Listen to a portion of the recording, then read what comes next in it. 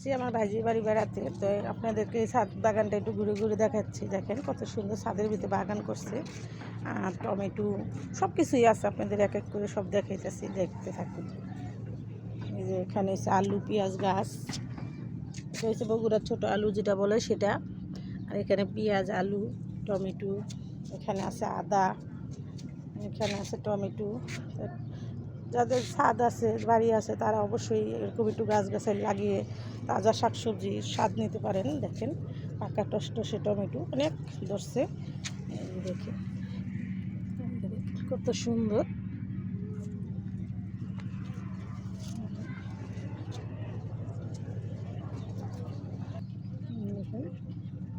দেখতেও খুব লোভনীয় দেখতে চাইতেছি, খেতেও খুব মজা। দেখেন আমি ছিঁড়ে নিলাম।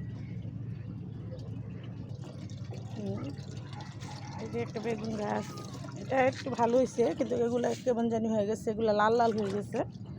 এগুলাতে একটু সার মাটি দিলে, একটু শীতকাল গেছে তো তার জন্য বেশি একটা ইয়ে নেই।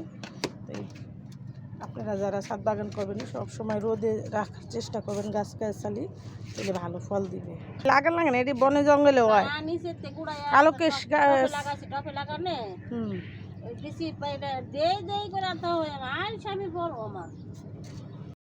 টমেটো কার না দেখতে ভালো লাগে, দেখেন কত সুন্দর।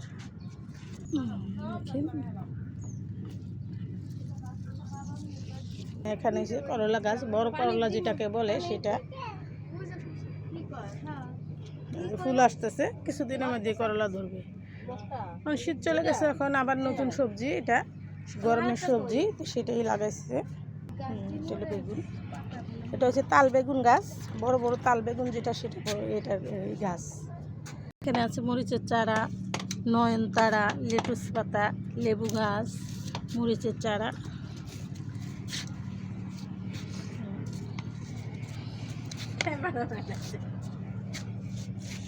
আমার ফ্যামিলির কেউই ক্যামেরার সামনে আসতে চায় না, আর স্বাচ্ছন্দ্য বোধ করে না, তো আমিও আপনাদেরকে আমার ফ্যামিলি মেম্বারদের দেখাতে পারি না। কিন্তু আমি আপনাদের আমার যা আছে, আমার আত্মীয় স্বজন, তাদের বাসায় গেলে আমি কিছুটা হলেও আপনাদের সাথে শেয়ার করি।